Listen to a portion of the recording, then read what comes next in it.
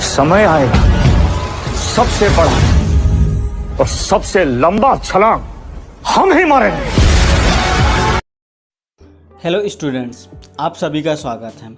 इस वीडियो में हम डिस्कस करेंगे बेसिक कंप्यूटर इंजीनियरिंग के जो इम्पोर्टेंट टॉपिक्स या इम्पोर्टेंट क्वेश्चंस हैं जिनके चांसेस हैं कि वे आपके सेमेस्टर एग्ज़ाम में आ जाएं या आ सकते हैं। तो आज हम इस वीडियो में इन्हीं टॉपिक्स के बारे में, इन्हीं क्वेश्चंस के बारे में डिस्कस करेंगे। तो आपको सबसे पहले अपने पहले यूनिट में पहला टॉपिक तो आपको क्लियर कर ही लेना है, कंप्यूटर। आपका सब्जेक्ट ही है कंप्यूटर पर, तो आपको बेसिक्स ऑफ कंप्यूटर जितना भी हो, डेफिनेशन, ब्लॉक डायग्राम, जो भी चीज़ें हैं आप उसे बहुत अच्छे से पढ़ लीजिएगा। यदि हम आगे बात करें दूसरे नंबर पे, तो आप इसके क्लासिफिकेशन, जो कंप्यूटर के क्लासिफिकेशंस है, आप उसके बारे में भी पढ़ लीजिएगा। तीसरा, software is software, difference between system software and application software. जो डिफरेंस होता है एप्लीकेशन सॉफ्टवेयर और सिस्टम सॉफ्टवेयर के बीच में, आप इसे पढ़ लीजिएगा। एग्ज़ाम में बहुत बार ये क्वेश्चंस पूछा गया है। इसके बाद आप next system features and service, जो सिस्टम होता है उसके फीचर्स एंड सर्विस के बारे में पढ़ लीजिएगा।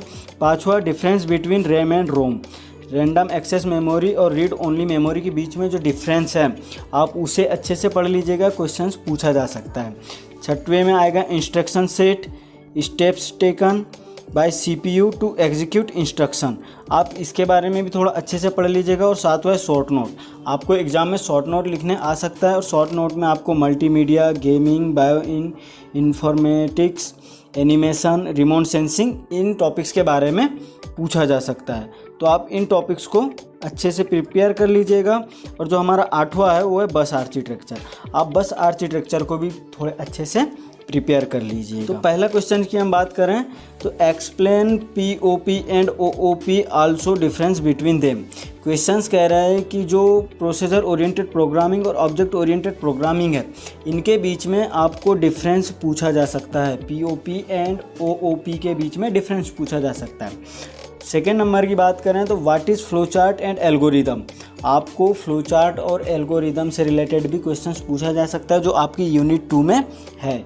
यूनिट 3 में बात करें तो algorithm, flow chart, program for finding largest and smallest number in array, array से रिलेटेड जो क्वेश्चंस हैं, फ्लो चार्ट और एल्गोरिदम, इससे रिलेटेड आपको पूछा जा सकता है। इस टॉपिक को आप अच्छे से प्रिपेयर कर लीजिएगा यूनिट 2 के लिए। यदि हम 4 नंबर की बात करें तो define control statement and control structure with example, आपको चौथे नंबर पे जो क्वेश्चंस दिया है आप उसे अच्छे से प्रिपेयर कर लीजिएगा। पाँचवें में है एरे, आप एरे को भी थोड़ा पढ़ लीजिएगा, इससे रिलेटेड जो भी इंफॉर्मेशन है आप उसे याद रखिएगा, एग्जाम्स में हो सकता है आ जाए।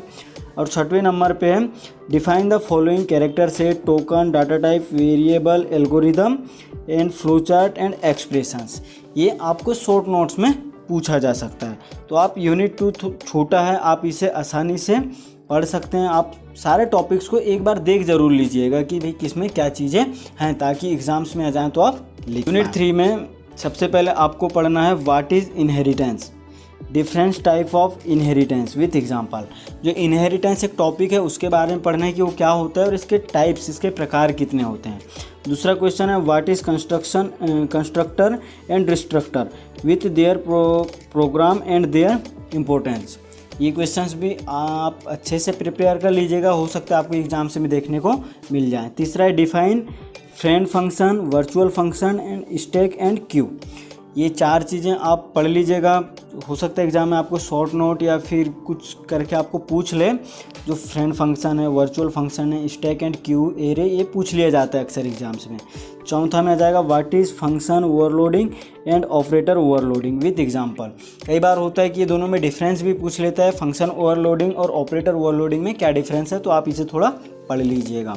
पाँचवें क्वेश्चन की बात करें what is class and object in C++, कि C++ में क्लास क्या होता है और ऑब्जेक्ट क्या होता है विथ एग्जाम्पल, एग्जाम्पल के साथ। और छठवां है what is data structure, explanation, classification, linear and non linear data structure, आप इनको अच्छे से प्रिपेयर कर लीजिएगा। यदि एग्ज़ाम में आता है तो आप इसे यूनिट 4 में हमारे पास दिया हुआ है पहला टॉपिक्स, कि पहला टॉपिक्स हमारे पास क्या दिया है, what is e commerce, electronic commerce क्या होता है, what are advantage and disadvantage of e commerce.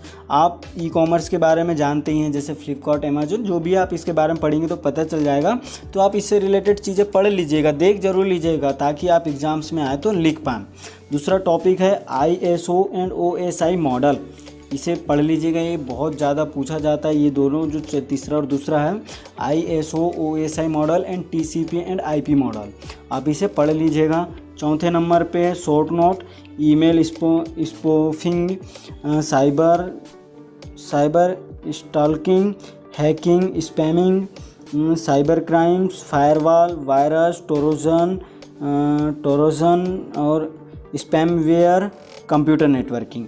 ये छोटे छोटे टॉपिक्स हैं, इनके बारे में आप थोड़ा थोड़ा भी पढ़कर चले जाइएगा। कोई भी टॉपिक्स यदि आपको एग्जाम्स में आ जाता है तो आप उसे लिख सकते हैं।